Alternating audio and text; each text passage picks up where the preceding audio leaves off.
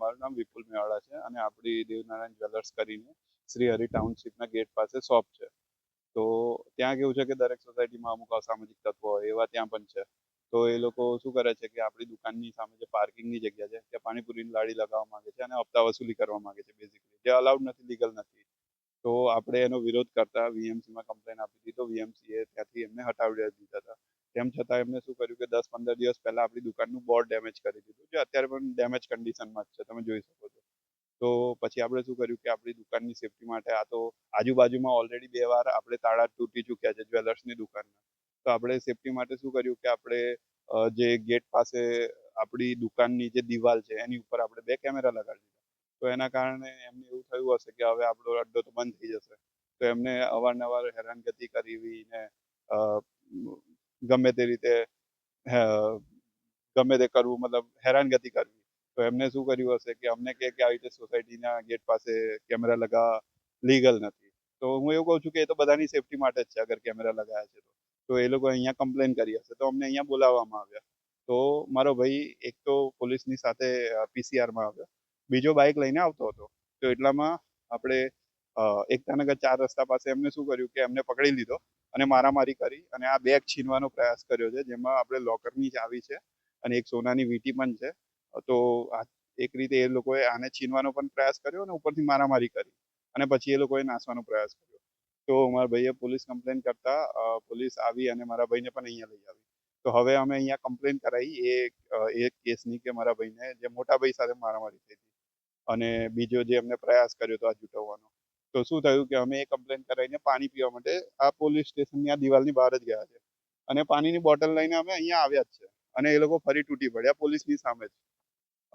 અને આ ભાઈને આવી રીતે મારી દીધું અહીંયા માથામાં, જે લોહી લુહાણ થઈ ગયું છે. અત્યારે ટાંકા પણ આવ્યા છે એમને. ભાઈને જ્યારે મારવામાં ત્યારે પોલીસ કર્મીઓ ઊભા હતા? હા, પોલીસ કર્મીઓ અહીંયા હતા, અમુક ને અમુક ઉપર હતા. તો દોડીને નીચે આવી ગયા અને પછી એમને ખાલી અલગ કરી દીધા અને પછી 108 બોલાવી, તો અમે 108માં જતા રહ્યા. પોલીસ દ્વારા શું કાર્યવાહી? પોલીસ દ્વારા અત્યાર સુધી તો કોઈ કાર્યવાહી કરવામાં આવી હોય એવું લાગતું નથી. કેટલા યુવાનો હતા? આશરે 12 થી 15 યુવાનો હતા. હા, એ બધા મોસ્ટલી ડ્રિંક કરેલા જ હોય છે 24 કલાક. નશાની હાલતમાં ફરિયાદ આપવા માટે નશાની હાલતમાં ફરિયાદ આપવા આવ્યા હશે. આપણને એટલું ડિટેલમાં ખબર નથી, પણ જે હુમલો કર્યો છે મારા ભાઈ પર, એ તો ડેફિનેટલી પીધેલી હાલતમાં જ હતા. શું નામ છે? એમાં 12 થી 15 લોકો છે. આપણે તો એમ લોકો સાથે કઈ લેવા દેવા હોતો નથી, એટલે આપણે તો એમની જાણકારી વધારે રાખતા નથી. પણ એમાં એક એ બધાનો જે મુખ્ય કરીને ફરે છે કે યતીન પરમાર કરીને છે, આઈ થિંક એક યશ કરીને છે, એક અનિલ કરીને છે અને બીજા બી બધા પાછળ જ રહે છે સોસાયટીમાં. અગર પોલીસ તપાસ કરવા માંગશે તો એક દિવસનું પણ કામ નથી એમની માટે બધાનું. શું માંગ છે પોલીસ પ્રશાસન પાસે માંગ એ જ છે કે આપણે જો વેપારી વર્ગને અગર પોલીસ પ્રોપર પ્રોટેક્શન નહીં આપી શકે તો જતા દાડે આ પહેલેથી જે ઇન્ડિયાની ઇકોનોમીને નુકસાન થઈ રહ્યું છે, ગ્લોબલ ટેન્શન વધી રહ્યા છે અને ઉપરથી જો આપણા જેવા વેપારી વર્ગને અગર પ્રોત્સાહન નહીં મળે ધંધો કરવા માટે, તો ભારત ગમે તે દિશામાં જઈ શકે છે. અને વડોદરા તો ડેફિનેટલી પછી એનું વડોદરાનું નામ પણ ખરાબ થઈ શકે છે કે વડોદરામાં આજકાલ ધંધો કરવો સુરક્ષિત નથી રહ્યો, કે આજવા રોડ પર આવું બધું કાંડ વધી રહ્યા છે. કાલે થઈને આ તો આજે મારામારી થઈ છે, કાલે થઈને ચોરી પણ થઈ શકે. એટલે પોલીસ પાસે એ જ માંગ છે કે જેટલી જલ્દીથી જલ્દી બની શકે કાર્યવાહી કરવામાં આવે, જેનાથી વેપારી વર્ગને સંતુષ્ટતા રહે કે ના, અહીંયા ધંધો કરી શકાય છે.